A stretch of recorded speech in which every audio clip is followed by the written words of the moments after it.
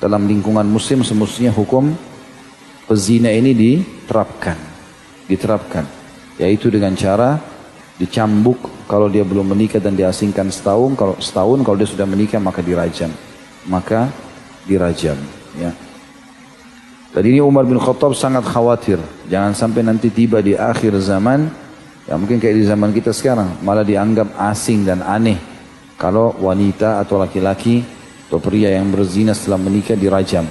Padahal ini hukum Allah Subhanahu wa taala agar sama sekali tidak lagi ada yang melakukan perbuatan tersebut. Dan Imam Adz-Dzahabi rahimahullah memasukkan kalau tidak salah dalam salah satu bahasan beliau masalah hukuman zina ini dengan mengatakan ada sekelompok kerah ya, yang menemukan ada di antara kera-kera itu yang berzina sementara dia sudah dianggap punya pasangan, maka dirajam oleh kera-kera yang lainnya.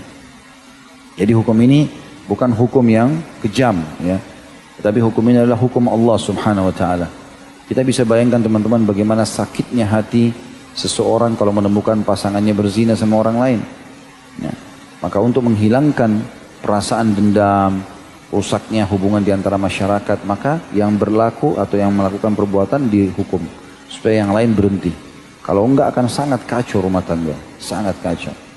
Ada seseorang profesor setahu saya dari Perancis, orang itu masuk Islam gara-gara dia meneliti tentang masalah fungsi daripada masa iddah, kesucian rahim.